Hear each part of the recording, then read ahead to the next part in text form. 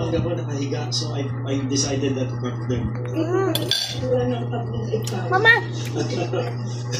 Hanggang doon. Hanggang doon sa may mga puno na yan. Yan ang Almost two. Ito ang paborito namin lugar ng mga bagets. Goins, pasok mo na. I-guide mo sila. This is our favorite place.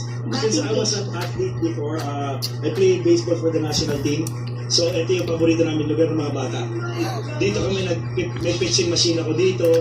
Tapos, nagbabati mga bata dyan. Pasensya na, sobrang dumi lang, hindi sila nakakapag-training yan. No, only because number one, yung mga anak mo are big young. Yes, college. And I have an injury. May injury ako ngayon, hindi namin. Siguro, a couple of months ago. 4 to 5 Pero months there was ago. a time that we were very active. We were active kasi nasa ilang sila before. Yeah. I want to say, ang ganito ka lang hindi nila Ay, hindi talaga. Minsan di sa mo. Here, nakaradyo.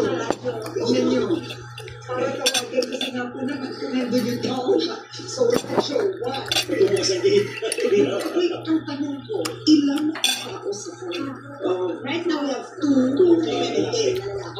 When we're here, I have 2 extra girls. Plus 1 in Manila. So 3 girls. Plus my secretary 4. Plus pag meron kami, let's say yan, maglilinis. So iba yan. So, even what we play, Mas squid ni?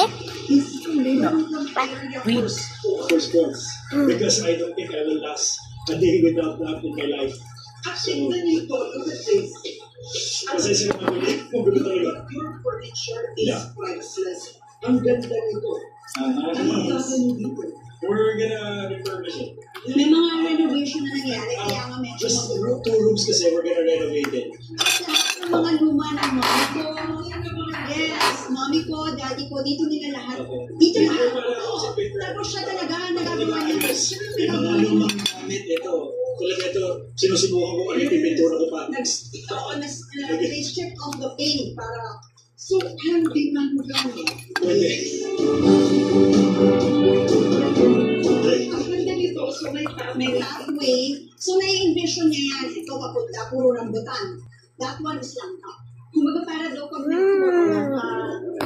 Saka ano siya, bunga talaga siya. Makakain talaga siya. This is para... the girls stayed here. You know, did you ever think, I'm serious, you should rent this out, meaning even for sports training.